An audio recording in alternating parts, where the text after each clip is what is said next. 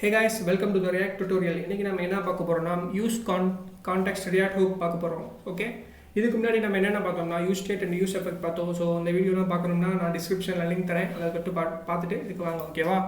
Okay, இப்போ ஒரு real type scenario எடுத்துக்குவோம். ஸோ எனக்கு வந்து ஒரு பேரண்ட் காம்பனன்ட் இருக்குது. ஸோ எனக்கு 2-3 சைல்டு காம்பனன்ட் இருக்குது. ஓகே, அந்த சைல்டு காம்பனன்ட்டுக்கு வந்து நான் டேட்டா பாஸ் பண்ணணும்னா எப்படி பண்ணணும்னா ப்ராப்ஸ் மூலயமா பண்ணுவோம். ஓகே, இங்கே பார்த்தீங்கன்னா இங்கே நான் என்ன பண்ணியிருக்கேன்னா இங்கே எனக்கு கெட் நேம் அண்டு டிஸ்பிளே நேம்னு 2 காம்பனன்ட் இருக்கும். ஸோ அதுக்கு நான் டேட்டா பாஸ் பண்ணணும்னா நான் ப்ராப்ஸ் மூலயமா இங்கே பண்ணியிருக்கேன். ஓகேவா? இது ஒரு மெத்தட். ஓகே, தென் வந்து நீங்கள் ப்ராப்ஸ் யூஸ் பண்ணாமலேயே நீங்கள் வந்து டேட்டா பாஸ் பண்ணலாம். ஸோ அதுதான் வந்து இந்த useContext React hook. ஓகேவா? ஓகே, இது மூலயமா வந்து நம்மளுக்கு நிறையா வந்து பெனிஃபிட்ஸ் இருக்குது. ஸோ அதை கடைசியில் பார்ப்போம். இப்போ வந்து அதை எப்படி யூஸ் பண்ணுறதுன்னு பார்ப்போம். ஓகே, சரி வாங்க பார்க்கலாம். இங்கே என்ன பண்ணியிருக்கேன்னா இனிஷியல் செட்டப் ஒன்று பண்ணி வச்சுருக்கேன். ஃபர்ஸ்ட் வந்து இங்கே வந்து யூஸ் ஸ்டேட் வந்து நேம் வந்து செட் நேம்னு ஒரு யூஸ் ஸ்டேட் க்ரியேட் பண்ணிட்டேன். அந்த தென் வந்து என்ன பண்ணியிருக்கேன்னா ரெண்டு காம்பனன்ட் க்ரியேட் பண்ணிட்டேன். கெட் நேம் வந்து டிஸ்பிளே நேம்னு 2 காம்பனன்ட் க்ரியேட் பண்ணிட்டேன். ஸோ அந்த கெட் நேமில் வந்து இந்த செட் நேம் பாஸ் பண்ணியிருக்கேன். டிஸ்பிளே நேமில் வந்து இந்த நேமை வந்து பாஸ் பண்ணியிருக்கேன். ஸோ கெட் நேம் என்ன பண்ண போகுதுன்னா ஒரு இன்புட் பாக்ஸ் வச்சு சும்மா அந்த நேமை வந்து கெட் பண்ணி இந்த செட் நேமில் வந்து அந்த இன்ஜெக்ட் பண்ண போகுது. ஸோ இந்த இன்ஜெக்ட் பண்ண நேம் வந்து எனக்கு வந்து இந்த டிஸ்பிளே நேமில் வந்து டிஸ்பிளே பண்ண போகுது. Okay okay, simple. இது வந்து சிம்பிளானது. ஓகே, தென் வந்து எப்படி நம்ம இந்த useContext React hook வந்து யூஸ் பண்ணுறதுன்னு பார்ப்போம். ஃபஸ்ட்டு வந்து யூஸ் பண்ணுறதுக்கு முன்னாடி 2 இருக்குது. எப்படின்னா first create contact and use contact 2 இருக்குது. ஃபஸ்ட்டு வந்து கிரியேட் பண்ணணும், தென் தான் நம்ம யூஸ் பண்ணணும். ஓகே ஓகே, வாங்க ஃபஸ்ட்டு கிரியேட் பண்ணுவோம். ஸோ ஃபஸ்ட் நான் தான் இம்போர்ட் பண்ணிக்கிறேன். என்னென்னா கிரியேட் கான்டெக்ட். ஓகே, தென் நான் என்ன பண்ண போகிறேன்னா டிக்ளேர் பண்ண போகிறேன். ஸோ நம்ம இங்கே யூஸ் ஸ்டேட்டுக்கு பண்ணியிருக்கோம்னா அந்த மாதிரி பண்ணணும். ஓகே, நான் என்ன பண்ண போகிறேன்னா இதுக்கு ஒரு நேம் வச்சுக்கிறேன். ஆப் கான்டெக்ட்னு ஒரு நேம் வச்சுக்கிறேன். ஏன்னா அந்த காம்பனன்ட் பேர் ஆப்னால நான் ஆப் கான்டெக்ட்னு வச்சுக்கிறேன். தென் நான் கிரியேட் பண்ண போகிறேன். கிரியேட் கான்டெக்ட் நல்லுன்னு போட்டேன். ஓகே, இனிஷியலாக நான் நல்லுன்னு போட்டுட்டேன். ஓகேவா? தென் நான் என்ன பண்ண போகிறேன்னா இந்த ஆப் கான்டெக்ட்டை காப்பி பண்ணி நான் இங்கே போட போகிறேன். ஓகே ஓகே, நான் இப்போ என்ன பண்ணியிருக்கேன்னா ஸோ எனக்கு எந்தெந்த காம்பனண்ட்டுக்கெலாம் எனக்கு டேட்டா பாஸ் பண்ணணும், கெட் நேமுக்கு டிஸ்பிளே நேமுக்கு மட்டும் தான் எனக்கு வந்து டேட்டா பாஸ் பண்ணணும். ஸோ அதை நான் இந்த ஆப் கான்டெக்ட்குள்ளே ரேப் பண்ணிட்டேன். ஓகே, ஆப் கான்டெக்ட்குள்ளே ரேப் பண்ணிட்டேன். ஓகேவா? தென் வந்து ஸோ இந்த ஆப் கான்டெக்ட்குள்ளே நான் ரேப் பண்ணிட்டேன்னா ஸோ இதுதான் எனக்கு வந்து ப்ரொவைடர். ஓகே, இதுதான் கன்சியூமர். ஓகேவா? இந்த கெட் நேம் அண்ட் டிஸ்பிளே தான் கன்சியூம் பண்ண போது, அந்த ஆப் கான்டெக்ட் தான் ப்ரொவைட் பண்ண போகுது. ஓகேவா? தென் வந்து இங்கே வந்து ப்ரொவைடர்னு போட்டுக்கணும்.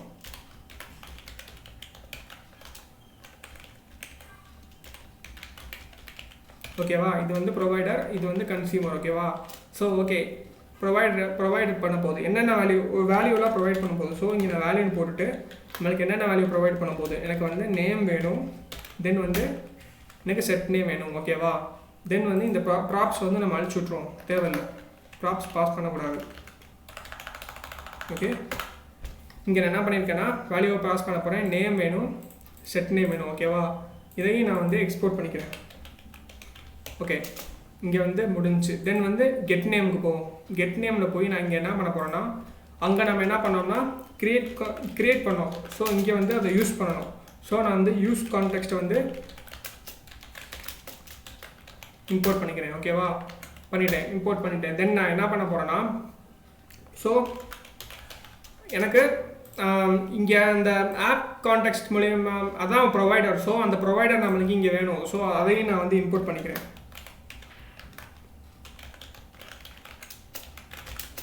எதில் இருக்குன்னா ஆப்பில் இருக்குது. ஓகே, ஆப்பில் இருந்து நான் அதை இம்போர்ட் பண்ணிட்டேன்.